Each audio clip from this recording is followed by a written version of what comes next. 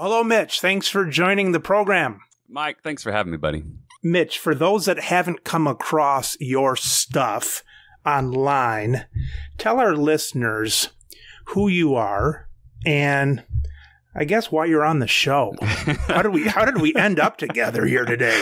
That's a wonderful question. Yeah, I'm a pharmacist. I'm a ReTell pharmacist, and I have a podcast. It's called ReTell Pharmacy, spelled ReTell Pharmacy.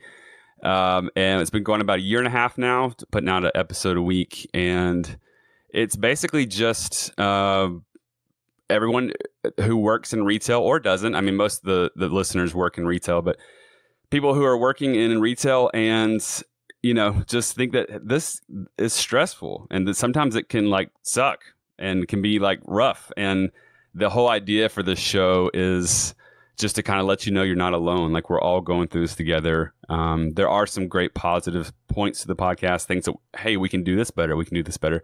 But a lot of it is, we have patients that are really rude to us and we have to smile and just take it. And so I'm sure we'll get into the whole idea about, how I got started with it and everything. But I'm just doing the podcast and also trying to do some online presence, doing Facebook and Twitter, and trying to be as active on there as I can with the podcast as well.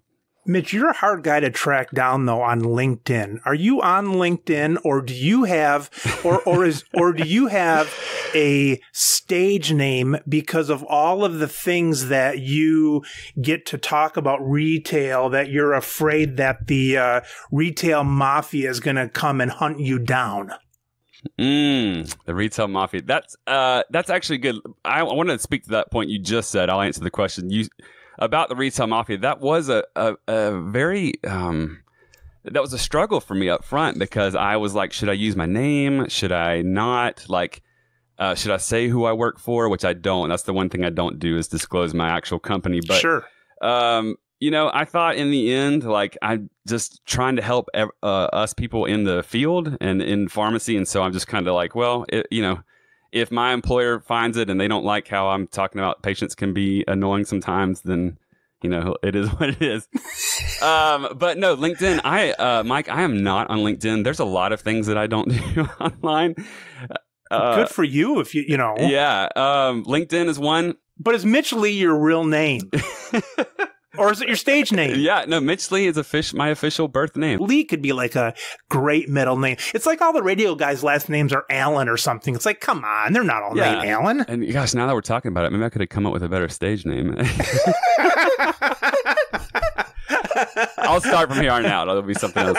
But no, it does. It rhymes with PharmD. It kind of rolls off the tongue. Mitch Lee PharmD. I love it. That's how I started out, and so it rhymes. But yeah, that's it. And LinkedIn is not something I've actually talked to some other people that are doing the podcasting thing or who have done podcasting, pharmacists and stuff, and they've all been like, well, where's your LinkedIn profile? And I'm like, well, I haven't really. The thing is like I've been doing retail for like 15 years, so I just haven't really thought of networking. LinkedIn has come a long way in the last few years. Mm-hmm. Once Microsoft bought it, it truly was more of a place for not content and not the cool stuff, because I'm jealous of your stuff when I look in of the interaction that you have with your listeners, which I think that Facebook and Twitter and Instagram, whatever, do a much better job of that interaction. LinkedIn, people it's getting more content driven, which I'm sure a lot of people hate, seeing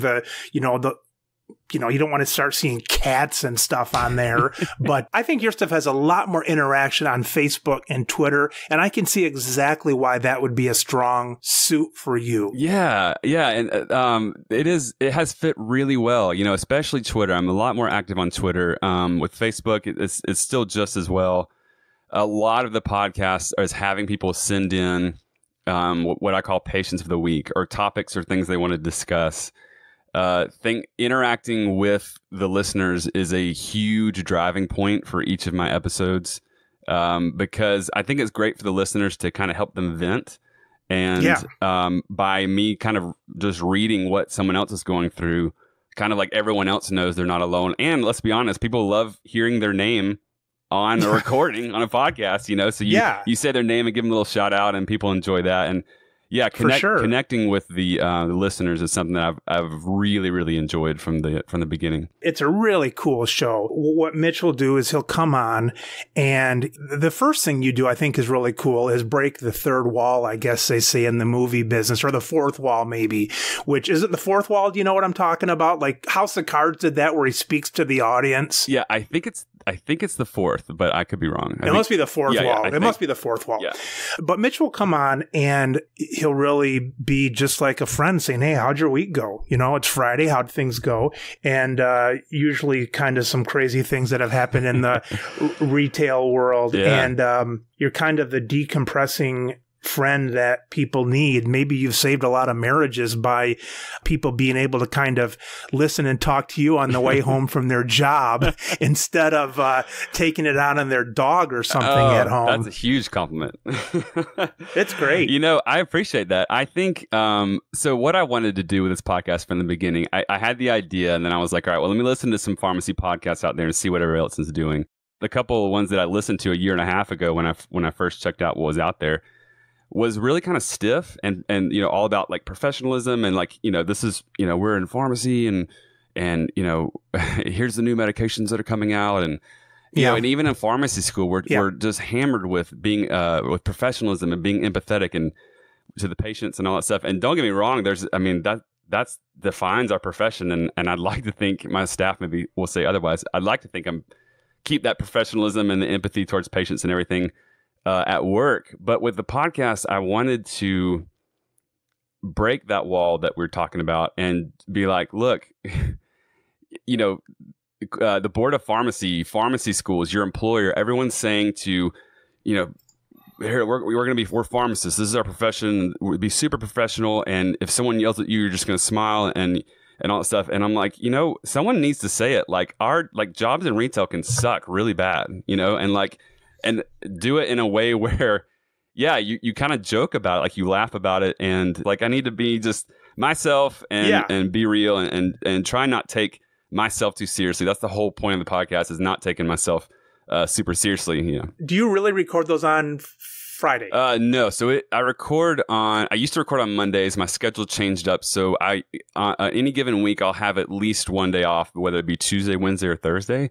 So I'll record one of those days. You publish on Friday and you bring it to your audience as it's Friday. We're not doing live radio here. Oh, thank God. But you do a real good job of, you know, closing up the week. I usually bring mine out on Monday, and I suppose I could do a similar thing of, you know, pumping people up and so on. But yeah, I think there's good things for both. Like for you starting on Monday, like it's a good thing because people they have a whole week ahead of them going into work or leaving work. I think Fridays are also great in the sense that most people are in good moods on Fridays, so it's good to connect with them. And it's the weekend, you know, and so I feel like if I don't drop the episode early enough on Friday, though, that can be a little bit of a hit, just because if people don't catch it before, like on the way to work in the morning, it might drop off for the weekend or something like that. But yeah, I brought mine on Monday just to kind of thinking like, well, it's the business of pharmacy and people think the week starts on Monday and so on. And yours is perfectly positioned on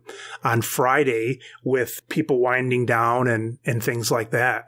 Yeah, it feels good. It's a good way to start, just because I often hit my applause button just from the simple fact of like, hey, guess what? Like, we made it another week, everybody. Like, we did it. You know what I mean? Mitch, I was tentative to reach out to you because I thought, oh, man, this guy's got Kathy Lee and Hoda. I thought you got people beating down your door to talk to you. That's tomorrow, Mike. But you said I'm your first interviewer. Yes. Yeah, this is my official first guest spot on a podcast. And so it's a little weird being on this side of the mic, but it's good. It's really good. Another thing I thought was remarkable, and I guess my show's kind of like that in a way too. It's like, besides the quality of the audio on my show, my first show is a lot like still my 30th show here, and I listened to your first show. It's very close in your personality. You're a little bit looser, onwards, but both were high quality. And one of the reasons is, I think when I was listening to you, you said you had waited for like a year and a half after you got your idea to do this. Is that right? And why did you wait so long? That's a good question. I appreciate you saying about the quality thing. I've always been kind of self-conscious of the quality of the podcast, especially the audio. I'm always trying to improve that and stuff. So that's good to hear. Yeah, I waited so long, a couple reasons. So I was in ReTell Pharmacy and I was like, I'm just feeling my creativity was just stuffed, man. I was like, going to work and checking prescriptions and leaving, and there just wasn't a lot happening creativity wise. And I feel like I'm somewhat of a creative person. So I had this idea and, I molded around a little while. And then I was part of this at the time. This was back in 2017. I was part of a mastermind group. Do you know what that is? Have you ever heard of it? Yeah. So I was a part of a mastermind group. It lasted like a year, I think. It lasted a year. And so it was, for those listening, if you don't know what mastermind group is, it was me and a couple of guys would get together like once a month or twice a month and just talk about business and life and whatever. And so it was really, really helpful. And so I brought this up to them. I've been trying to figure this out. Is mastermind a generic term, or is that a nationwide, it's got structure and things like that? I think it's it's not like a generic term. Like, I think if you're in a mastermind group, it all like means the same thing, because I heard a TED talk on it. So it means the same thing. Do you have like literature that says mastermind on the bottom? Oh, yeah. I don't think so. I think it's just an idea. It's an idea that everybody knows the same idea. It's like when people play chess, they all have the same rules. Yes. Gotcha. Exactly. And it's probably different from group, very, very different from group to group. So, in fact, one of the guys, Alex Barker, that I had on my show, I think he did like a pharmacy mastermind group. And so I was in this group, and it was the perfect group to like bring the idea to and be like, guys, what do you think? And I had this one guy say something to me. Now at this point, I'd been mulling the idea around for maybe like 6 months. And I'd been listening I was a consumer of podcasts. I love podcasts. And he and I were talking about it, and I was like, I wanted to have this idea, and I don't want it to be all about the downloads, but I need to have engagement for this to work from listeners. And I just don't know if I'm going to have enough listeners. I don't know if I was kind of being down on myself from the beginning. And he was like, man, he said, my dad is a locksmith. I think it was his dad. And he was like, he has a buddy who has a podcast about different locks and keys that like fit together. Wow. And he's like, if you can have a podcast about that, like you could do a podcast about this. And I was like, all right, so I'm going to do it. So Yeah. I committed to 10 episodes just to see how it went. I knew they were going to be small at the very beginning. I think my first episodes were like 14, 15 minutes long. Yeah. Now they're about 30, 35 minutes. Yeah. Usually about the 35-minute mark, I start to wrap it up, but and so I gave myself 10 episodes, and I had some people reach out, and they were kind of engaged, and I was like, this is great. And so it's growing, and I think the number of downloads is 10 times more than I ever could have thought it could be. I think a lot of people are love to hear they're not alone. Yeah. But it's been a wild ride, and it's been a lot of fun so far, but the engagement is everything. And once it kind of started snowballing, it just started working, and it's been a lot of fun. Yeah, that engagement, once you get that going, that's really cool. Oh, I should say too, to further answer your question, I think I continued to wait. Once I knew that I was going to do it, I wanted to start off on the right foot, like tech wise, and make sure I got good equipment and not like seem too much like a beginner. So I kind of pieced together things, and I actually had a list of 30 titles of episodes that I could do. They actually didn't all turn into episodes, but just like ideas of podcasts and stuff. So. Well, and I think people forget too. It's like you forget how quickly the technology is moving to be able to do things that didn't seem like a possibility even 6 months ago.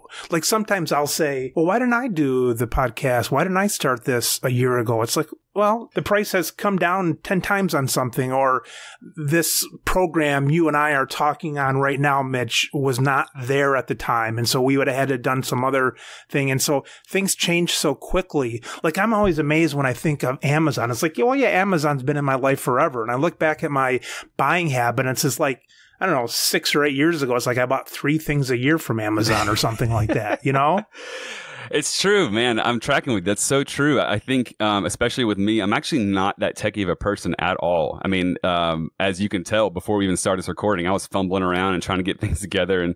And so you're right, things have come along, and I think everything just came at around, like, everything happened at the right time, because I didn't have this idea necessarily back when it was a lot tougher to get a podcast together. And now, like you said, with this program we're on, and the things that come out now, and the board that I'm using, I mean, they make things very, very easy. So, like, if you have an idea, it's not as overwhelming as it seems. I mean, I think when I decided to do the episode, I had the idea for like a year and a half, but when I was like, all right, this is happening, I had my first episode recorded like pretty quickly.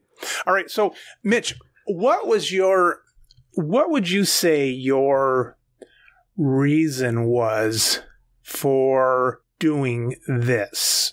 And I won't load that up. What was your reason for doing the podcast? Oh, man. I would say, if I had to say, the number one reason would be to let people in our profession know that it's okay to say that you don't like your job, or it's okay to say that, hey, I'm getting paid like six figures in retail, or heck, even if you're a tech, you're not even making near that much. I mean, technicians are some of my best people that reach out because they're not even getting compensated as well. Yeah, right. But like people are getting paid, like pharmacists say, are getting paid so well.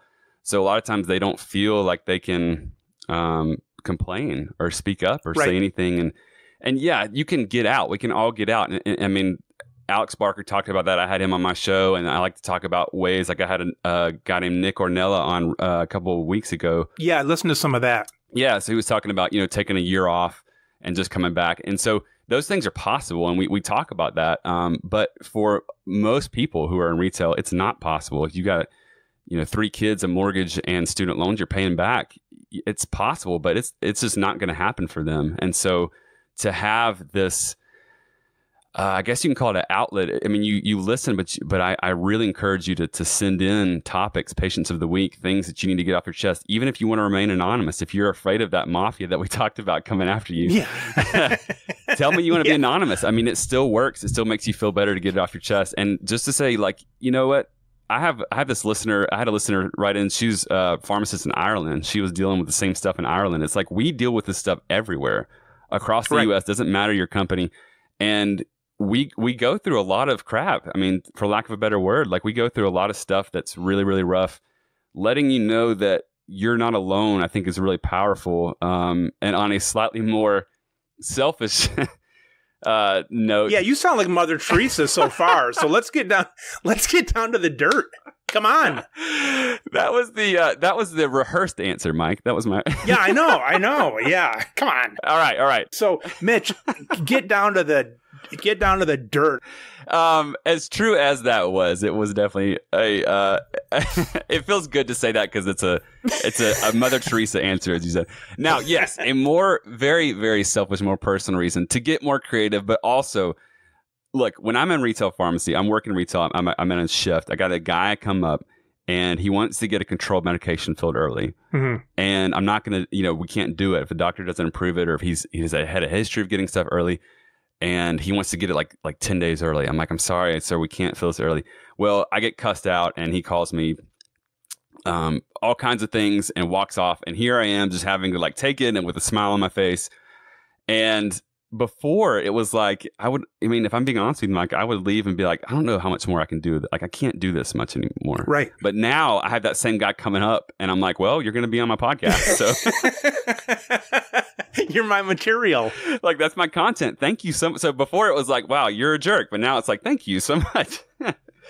Yeah, truly. That's the more selfish part. That's not very selfish. You see that in a new light. You realize it's not directed at you. Of course. You can make something good of this by talking about that guy. It'll even be more valuable when maybe instead of the podcast, we go to a vodcast and you can show a video of him. Or do like some sort of reenactments or like, yeah. And I should say too, like, that is a reason why I do it, and it's funny and it's helpful and actually helps me get through the day and stuff. On the podcast, like we do obviously complain a lot about retail, and if I'm being honest, we do make fun of patients because they ask really dumb questions sometimes. Sure. But There is a redeeming quality to it. I think, if I'm being honest, like I didn't want this to be, and even the guys in the mastermind group was like, you don't need this to be all negative. Like there is the redeeming quality of like, all right, like just the other day, I was talking about this lady had sent in a patient of the week, and the mother had called and said, well, you guys gave me the wrong gave my child the wrong medication. And it turns out the reason she thought that is because her doctor told her baby's amoxicillin was going to be pink, and the pharmacy gave them a dye-free white version. And so she got all mad and called the pharmacist all these words and all this stuff. And so, I take a second and be like, wow, that's awful. She shouldn't have done that. But, if I'm the mom and the doctor tells me that, like, I can kind of see why she did. So there are, we do make fun of people and patients and stuff, but it's all in fun. It's all satire. It's, we try and keep it positive and be like, look, sometimes we are wrong. Sometimes we do things bad, or sometimes like this is why I understand where patients are coming from. So it is making fun of people, but at the same time, it's like, how can we even think better about our jobs and better about our patients? Yeah, I like the one that I listened to. I'm not sure what episode it was, but one of your listeners had sent in that the lady said she skipped taking her water pill that day because she had gone swimming, and was asking if she could skip it that day. Oh no, dude! There are times when I'm like, I'll read these patients the week when they're sitting, and that's my reaction. I'll just crack up laughing because I'm like, I have to read these before I record, so I won't just lose it on the air. Now, when those come in, you kind of collect them and then pick the funny ones out and so on. Yes, so I have a system now. I didn't at the beginning because I wasn't expecting this many people to send in, but now I have a system where as soon as they send it in, I put their name. If I'm going to use it, if I'm going to use their patient of the week, I put their name in this on my phone in this folder so I can remember to go back to it, because with my brain I'll respond and be like, oh, this is so great, and I'll use it and I'll just completely forget. We got you off Mother Teresa, and now we got you down to a basic human that says people have needs of discussion and sharing and things like that. What else do you have up your sleeve? Is this anything that you got to be kind of happy when the numbers come in and you see things growing? Do you have thoughts of monetization, or do you have thoughts of a book or some other things? Or are you like, the more people that can share, the better, and that's where you are? Yeah, that's a good question. I definitely been thinking about that a lot. It's funny, as a pharmacist, everyone who's listening most of the people who listen to a podcast work in retail, so they know kind of what your salary is. So I've always had this like slight aversion to doing what do they call, like the Patreon, where you right. It's always been an idea of mine, and I'm still kind of mulling it over and trying to decide some like bonus content I can provide if I do like a Patreon. And it would just be something small to start off, like $1 or $2 a month if I were to go down that road. But I don't know. That going down that road, yeah, I've thought about, and that's tough for me to pull the trigger on. I think once the listener base grows just a little more, I can possibly go into some advertising. I've got to learn about the media decks. I don't know if you've dealt with media decks before. These advertisers want you to give them information about your podcast in this certain way, and so I've got to learn. I'm kind of learning as I go, I guess, is my point with all this stuff. And so, yeah, the advertising, I've definitely thought about monetizing it, especially because the listener base is growing, and I've been doing it for a while. And even though it's a wonderful hobby and I thoroughly enjoy it, I don't think there's any reason to not maybe try and do some sort of monetization. I do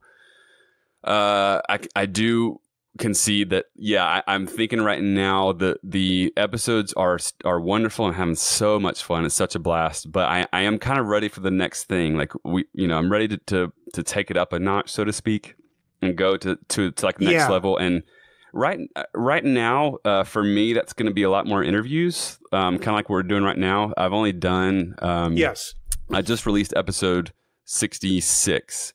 And I've only done 3 interviews, and 2 of them were Alex Barker. So I definitely want to go down that road more. I think me shutting my mouth and letting someone else speak is going to be a lot better. It's tough to.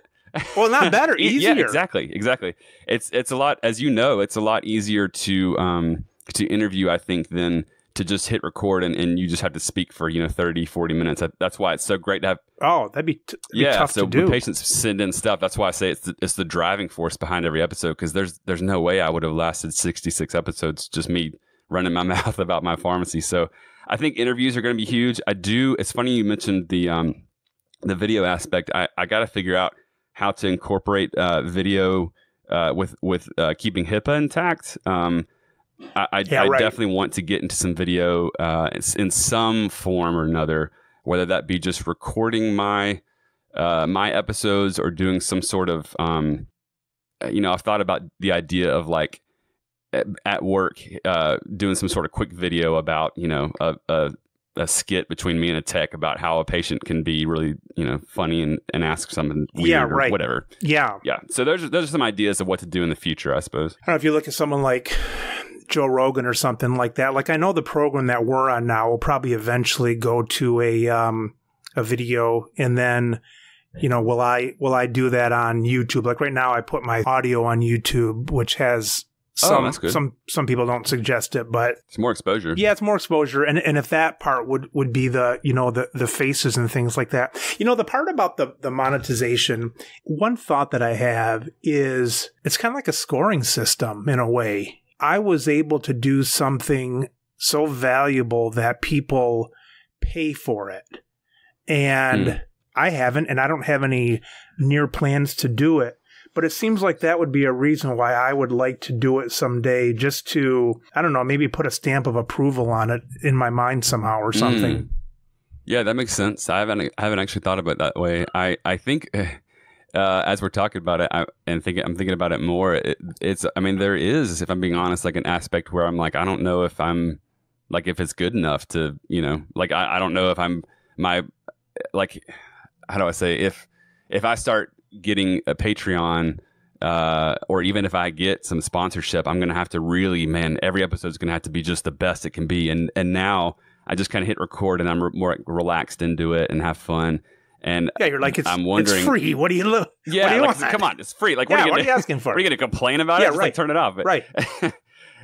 So yeah, there's a aspect of like, I don't know if it's good enough, and then even if I get it, I'm gonna have to just like be on even more than I am and be more stiff and stuff, which probably won't be the case, but that does, I guess, go through my mind. I see what you're saying. I think I'd want to give them something with a lot of quality, and not necessarily information or something they can use, even just quality relaxation or entertainment or something. But sure. I guess when it comes to advertisers, they don't care. They just want numbers of ears, probably, Yeah, they just want you to say what you have to say about their product. Yeah, as long as people are listening. Yeah. And I think, when I was getting ready for starting the whole podcast, I listened to a podcast on how to podcast. And this guy threw out some rough numbers about how many downloads you need to potentially get sponsorship, although it varies wildly. I'm flirting with that number now, and I'm like, maybe I will. And I will feel more, I think I'll feel better about that than Patreon, even though Patreon is something I feel like I could do now to do monetization. But I'm with you. Like, I would want to provide, I think for Patreon, the first thing that comes to mind would be video for like my Patreon listeners. Yeah. So like I could do like a 2 or 3 minute video of me recording the podcast and send it to them or something like that. Yeah. I don't know. There definitely needs to be some bonus content. But I think monetization is in the future. For right now, it's just fun doing it for free. As you know, it's just kind of fun, and you don't really have anything to worry about on that front. Yeah, exactly. I think of myself as really like a talk show host, like a late night talk show host. When you read a book, like let's say you're a good whatever. I'll just pick golf. I'm not a golfer. Let's say you're a good golfer. The people that buy golf books are probably the good golfers. You kind of just like to read them and see if you're kind of in the right ballpark. It's kind of fun to listen to people talk and stuff like that. Probably, I'm just guessing that's who they're going after and not to the person who's never golfed before. And I think that's the same with my show. It's like, I don't know, there's some information there, but I think it's just entertaining or kind of a camaraderie, just kind of hearing about business and big time and checking things off and saying, yeah, I do that too. And well, I'm on the right path and so on. And I think your thing too, it's like people want to know that there's camaraderie and they're kind of on the right path, and it maybe makes them feel, if they're having the same feelings of being tired or burnout once in a while or something like that, it's like, yeah, you're not so foreign because other people are doing it too. Exactly. Yeah, that's very true. I'm tracking with you on that big time. I mean, and I think for me that plays into my approach to recording each episode. Before I record, it's not. I think when my first few episodes, I like you said, I was a little more stiff for sure. I mean, I'm going back and listen to the episodes, the first like 5 or 10, and I was like super nervous and trying too hard to be funny. But like as it's gone on, and as I've gotten the feedback for the show and everything, and I think this is probably the same for you, it resonates more with people when you have that camaraderie. I mean, yeah, there's information. I mean, your podcast is infinitely more informational than mine, but like I would venture to guess that even yours, if you have that camaraderie and just that like really relaxed, laid back, like honest approach to recording, and you're not just like stiff and like, all right, I've got to make sure this is perfect and edit this, down to perfection. That gets the best response from listeners, and people really identify with that. I think they identify with it. Yeah, there's a lot of podcasts out there, and they're great, and they're very well produced, and they have even like scripts and things like that, and that's all well and good. But the conversational aspect of, I think, podcasting is what I've heard from your show, which is great, and what I try and do as well is like just get on their level. And if I screw up, I mean, I'll edit out like a big cough or something. But if I like mess up or something like that, I just kind of leave that in and just let that speak for itself, and just be like, hey, I'm not perfect. Like none of us are perfect, and our jobs aren't perfect either. And so we're all kind of one big mess, but we're one big mess together. Yeah, right. Right. What would you be doing if podcasting did not exist? Now that you know that what a release it is and the camaraderie it is and so on, let's say that podcasting did not exist. Maybe we won't go as far as to say that social media wouldn't exist. But how might you have released this creativity or whatever, let's say, I don't know, 20 years ago or something? Can you think of anything you would have done, or would things just not have been as releasing for you? Yeah, probably not as much, but I would have given it a shot. Like I think that, like we said, the timing is right now, where I had the idea, I molded over, everything kind of came together, and then here's podcasting, and it worked. And so I think, I'm pretty sure, like if all those things happened in the same sequence, except for the fact that podcasts like weren't a thing. Yeah. Social media would be a huge way. I think it would be some sort of, how do you say, like blog or something. Like I like to write, so I would probably like get into like writing some more. But the thing about writing is just, people, you read like 4 or 5 sentences, and then people like just drop off, and they want to, their attention span's not as much. So that's another great thing about podcasting. You do it while you drive or whatever. So maybe some writing, social media for sure. I don't know. There'd have to be some way to get the steam out, to let everybody know, like, and maybe just me too, be like, hey, I kind of think that this job sucks sometimes. Does anybody else feel that way? And like kind of wanting to get that feedback. So probably writing and Twitter, I would say, would be I have so much fun on Twitter. I will say this. I will say with Twitter, it's, if you are in the medical field, period, you can go on a Twitter and find a host of people that are doing your exact same thing and are tweeting like hilarious stuff about it. And pharmacy's no exception. There are people out there that are wonderful follows on Twitter, that are pharmacists, that are technicians, that just like are like, they're doing basically what I'm doing with the podcast. They're just like sending out tweets of like, hey, I had this guy come in and do this today, and you're like, oh my gosh. And of course most of the time they use like a stage name. Is it as ingenious as Mitch Lee? I mean, but maybe not as much, but no.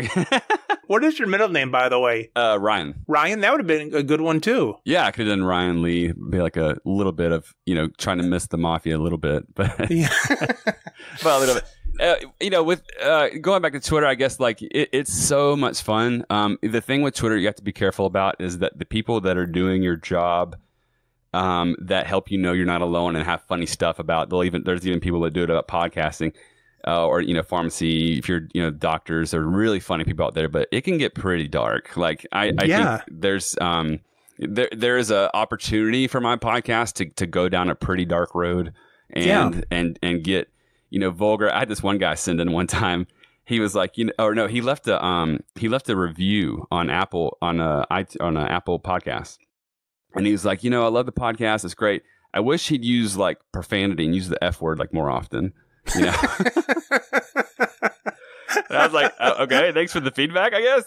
So and that's for me kind of where the professionalism comes in, and like that's kind of trying not to go down that dark road where I'm like, look, we all want to use profanity when we have jobs we don't like and patients that yell at us and stuff. And, there are people on Twitter that get pretty intense and get pretty dark. And so you have to take that with a grain of salt and roll with it. And there's some positive people on there too, but overall it's pretty fun. And it can be also a great way to know you're not alone.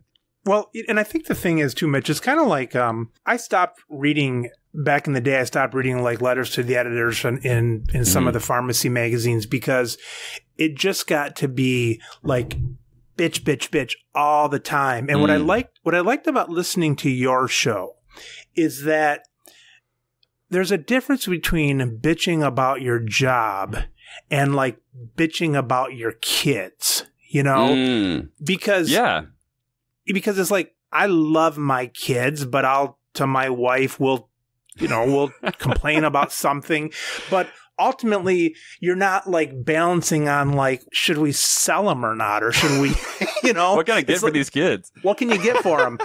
You know what I mean? It's like there's a love there, and it's like, yeah, we're complaining, but at the end, it's like a nice little sitcom. It wraps up, and you say, oh, we all love each other. And I think that what I've got out of your show, the difference between a bitch fest and your show would be, this is good. It's all good. We're doing this, but it's to let off steam so we can do better and that kind of thing. Mike, you hit the nail on the head, my man. And I really appreciate that, just because I feel like that's my goal with this podcast. And it feels like, just from what you said and from others' feedback, that it's kind of translating, it's coming through. Because, at the end of every episode, I say, keep fighting. We'll see you next time. Like, keep fighting. Like, keep going back. Keep doing it. I mean, it's not for everybody. If you feel like you don't want to do it anymore, then that's fine, and you can move on.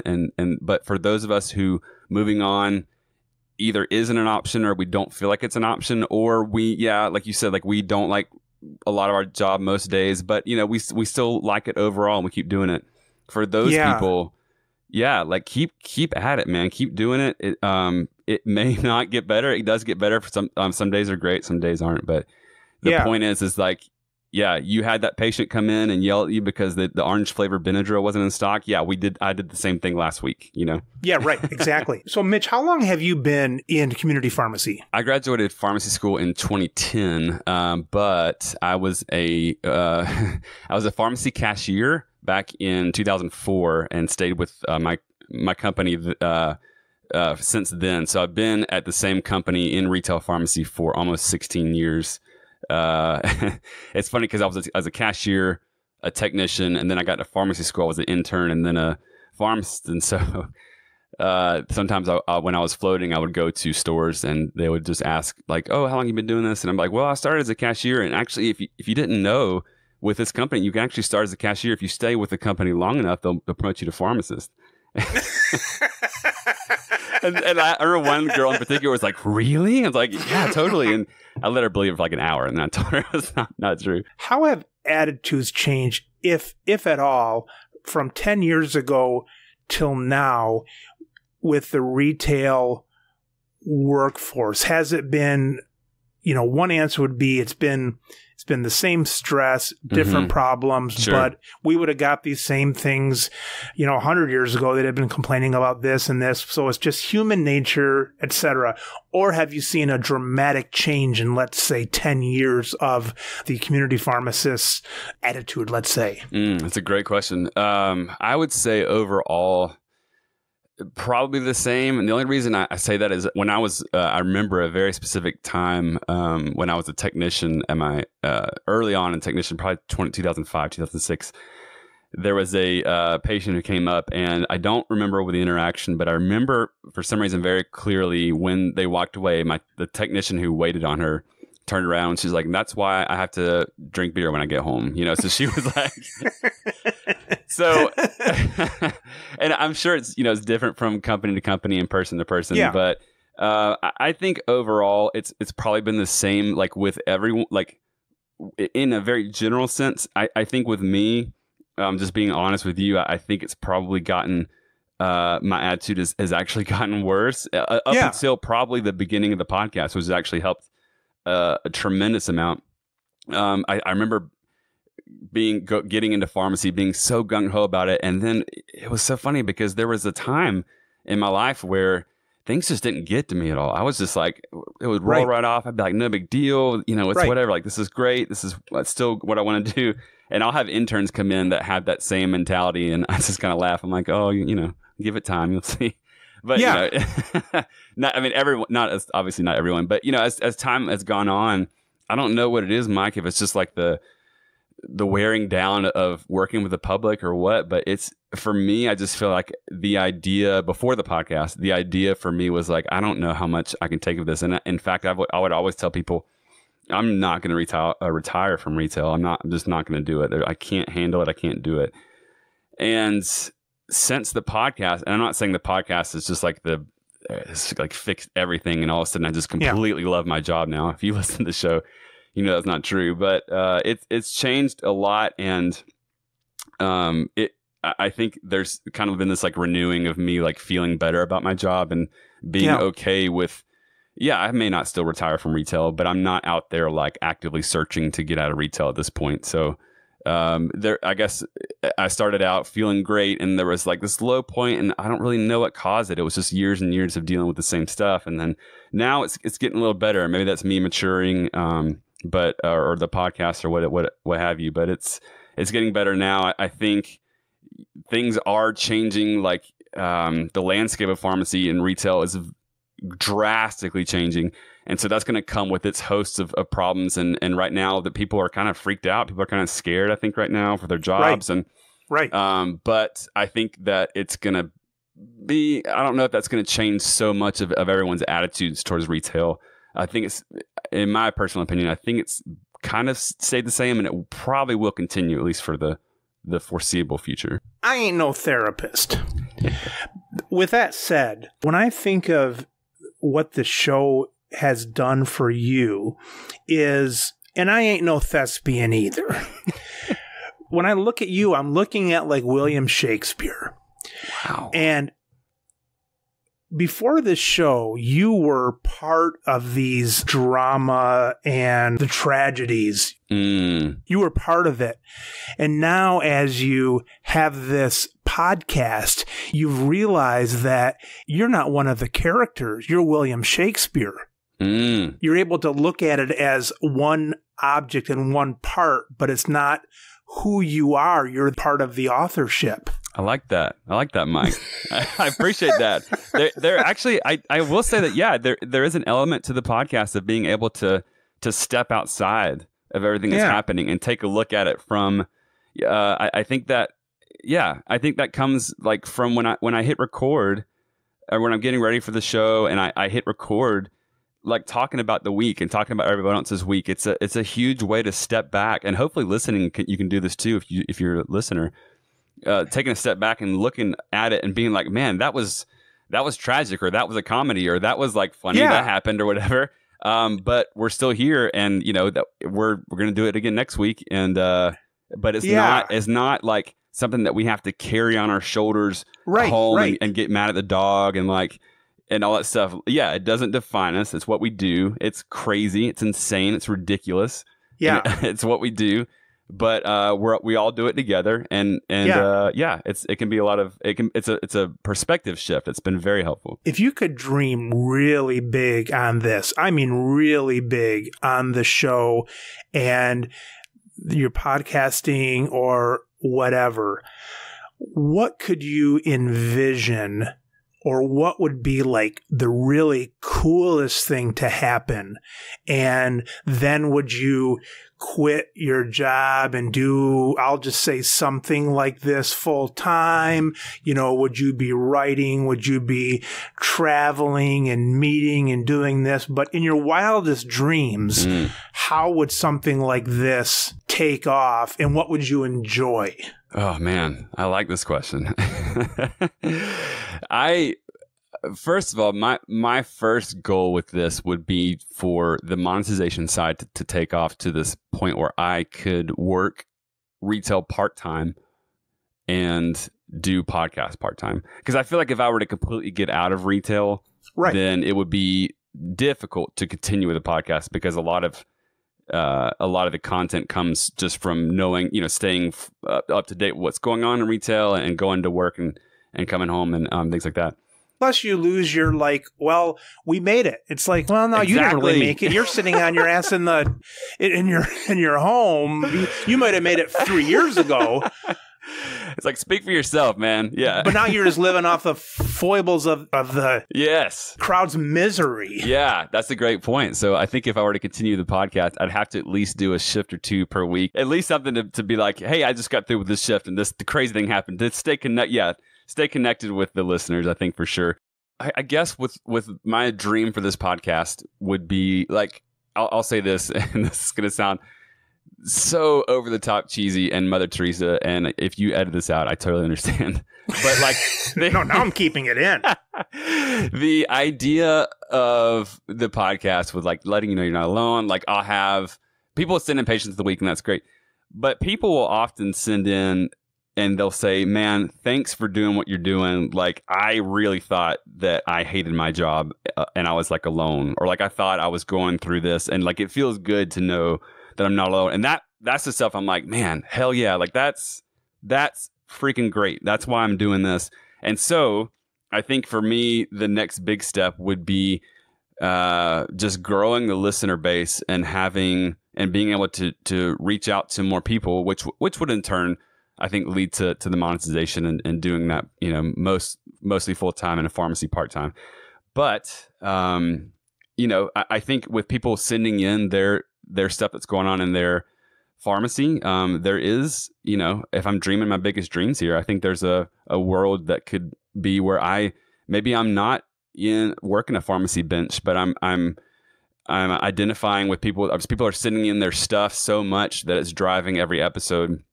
I'm possibly able to do it full time, maybe a couple shifts on the side, ReTell Pharmacy, just to keep my head in the game. But having possibly doing it full time, and there are some podcasts that are successful enough to have live shows. Like they'll travel and do like a live recording at places, right. And that to me, Mike, just sounds like the man. If I get to a point where I'm doing like even a small like tour, and I'm like talking to pharmacists and technicians, sure. or like recording a podcast that way, and man, or you go to like University of such and such, and you're on their campus, idea. And you're doing a live show in front of their class or call-ins or something. That'd actually make more sense to go to like pharmacy schools, or like go to different establishments like that. I think, man, that would be great. And then also keep really ramping up the interview side. I mean, I've got so much to learn with interviews, not only with the tech side, but being an interviewer and that back and forth. I've got a lot to learn, and so I would love to ramp that side up and maybe somehow,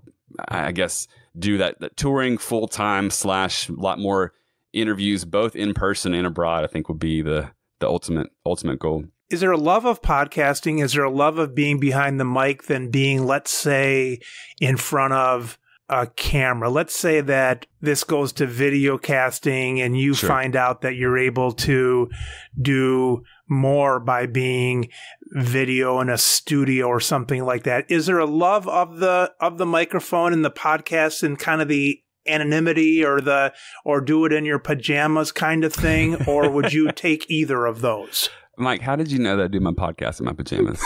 Well, I'm being generous. Let's put it that way. Yes. You don't know that I've got a movable camera eye. Oh my gosh. Yes. There is a aspect to that I love. I am I think when the time comes to do some sort of video content, I'll be ready to jump in. I'm fully excited about the idea of video. Yeah.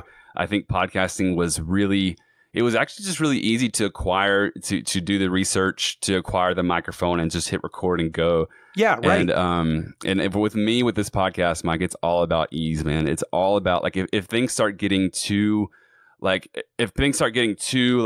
techie and like, oh, you gotta, what kind of board are you using, all this stuff. I'm like, oh, dude, I don't know, man. I'm just like, I just need to get my voice out there. So I think the ease of it makes podcasting so alluring, and just how much it's taken off and how much fun it is. But yeah, if it turns to video, I think it would be as equally fun. Yeah. I think from both sides, I believe. If you had to increase your audience, would you argue and say, well, I better talk to all pharmacists about their crazy day? Or would you say, no, I'm going to get more listeners because of this niche? And I would argue that second point is probably the truth. And I think that's what you think. Yes. And I think that's what the podcasting world is thinking. If I were to have like a potential sponsor and they were to be like, okay, well, we can do it, but we just need an extra 1,000, 2,000 downloads a month. And, I was like, they're like, well, you could always try this, or if I was part of a podcasting network, and like, well, you have to branch out, you have to do this stuff. I honestly, Mike, don't think I could do it with, I don't think I would do it. I mean, I think the idea of this being so specific and me being passionate about helping other podcasts and technicians in our field is the only way this is working, and it's the only way it's making me come alive when I record. And so my goal would be to just be like, well, if I'm going to grow my listener base, I've just got to get more, I guess, to get my name out there more. I don't know if that's advertising more. I mean, if I put it this way, like if I send out a tweet and it gets some attention, and then that turns into followers, those followers are, if they're in the pharmacy world at all, they'll turn into listeners. So yeah, it's like as people hear about not just my podcast, but podcasts in general, as they hear about it more and more, that turns into downloads. So I think like just somehow getting the ReTell Pharmacy, ReTell Pharmacy, the ReTell Pharmacy podcast, like name out there more would be the only way that I would be interested. I think the only way I could like grow the base, and I think it would be successful in that way because, just going back to pharmacy being so stiff and everything, when someone hits play on one of my episodes and the first thing they hear is me laughing because I hit the wrong sound effect button, like I think that can go a long way. Number one, it has to do with what you want to do, where your joy is. But I had the same question, with mine. It's like I could say, well, I'll go business in general. It's like, well, there's already a million. Man. Look, then you're competing against the Gary V's and all these people. But the one thing I can offer that they can't offer is the niche of the pharmacy business. And same with you. There's a lot of crazy job stories, that kind of stuff. 100%. And I think that's kind of worked in my favor. It was funny because before I started the podcast, I was nervous about looking at ReTell or looking at pharmacy podcasts and wondering if someone had already like took my idea, and I didn't really see anything like it, which gave me more reason to do it. And so I think it being so unique and so specific to ReTell Pharmacy does help. I think you can have the talent to go in a lot of different directions, but I don't know, man, that seems pretty overwhelming. I think the niche thing goes a long way with both me producing it and the listeners, I believe. If you want to mess with that, we're all set up to do another niche, I suppose, if we, wanted to, since you're incognito. All right. So Mitch, what would you do what would you be doing right now if you weren't in pharmacy and podcasting did not exist? I'd be a writer. You'd be a writer. Yeah, 100%. I love writing. I feel like I've always been pretty good at writing. The thing is, I don't know what I'd write about necessarily. Yeah, that's fair. Yeah, I will say, just like in school and stuff, like anytime we did write papers, like I never dreaded that. I always loved it. And then any kind of writing that I've done outside of work is just always really fun. It's a really good way, a creative outlet for me.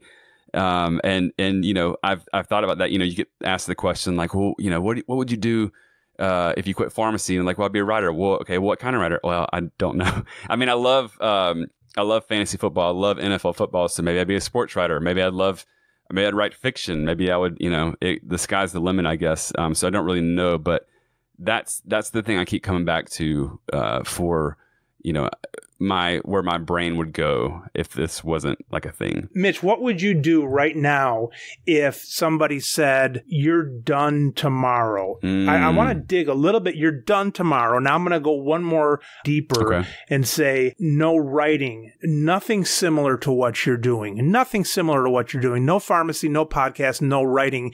We want you to take a year sabbatical and do something, and then you're going to come back. What would that year be? So in this scenario, am I also away from like social media and YouTube? Yeah, none of that. The answer is simple for me. I am very much into fitness. I love running. I love breaking a sweat, getting out there. Anytime I need to clear my head, going for a run before recording is the best thing that I can ever do for my listeners in my episodes. Really? Yes, 100%. It clears the mind. It's relaxing. And so I would 100% do something. I mean, it will be tough because especially here in Nashville, there are just so many, all these new boot camps coming out and all these new things like that. So I don't know what it would be necessarily, but it would be along the lines of some sort of fitness, some sort of like, and not so much like getting bulky and lifting weights, but like really endurance, running, things like that. Anything that makes you sweat helps you get your heart rate up. That's always been a side passion of mine. It's helped kind of bleed into to not only podcasting, but pharmacy in general. Cause I'll go for a run before work and I'm like, bring it on, man. Bring on anything. Like I can take it on. You've got that thing that they call the runner's high that I've always said the runner's high is just not having a guilty fat conscience. Like, you know, you're you're supposed to do it. You hate it. That's the high you get. It's not a high. It's if life is at like 50, when you start thinking about needing to exercise and you're supposed to exercise, it goes down to like 20 and then you're feeling more guilt and it goes down to 10. So you run and then you come back up to 50 and that's your high. But I'm thinking you might even be above 50 some way. Oh yeah. It's, you know, I started doing it. My mom was really into it. She got me into it when I was in high school and I've kind of never stopped. And it's just been, I think you're right. I think when I get through, it's a feeling that I'm just like, man, everything's clear in my brain. Everything's okay. And yeah, everything's okay, I guess is the point. When I get through with a tough day, it's really hard to run after work. I usually run before. Right. But like, it's really funny because I'm on vacation right now, Mike, actually. I don't know. I know you are. That 2 weeks you got. I heard that on your show. Yes. Yeah. So I'm in the middle of vacation. So, thank you for letting us in your world during vacation. Dude, please come on. This is so much fun for me. And, I think the main point about me being on vacation is that I also decided to wear pants for this interview. So even though I'm on vacation, I don't know. Kind of like going back to Shakespeare. Was it Shakespeare that said, "Dost thou protest too much" or something like that? I don't know my Shakespeare, but it sounds like something he would say. But every time you bring that up, it's just it's about the straight face. So I'm glad you brought that up about what I would do without not doing pharmacy, because fitness is a really big part of my life, and if it's just a really, maybe it's a runner's high, maybe it's just a way. I think I was talking to someone who was saying there's a thing called bipedal stimulation, where when you're running, the left side of your brain, I'm going to butcher this, can more accurately communicate with the right side of your brain.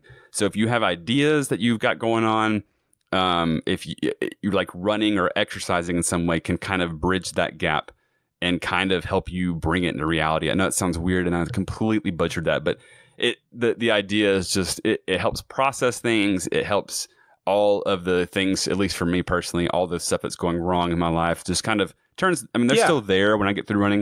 It just turns the volume down a little bit. Yeah.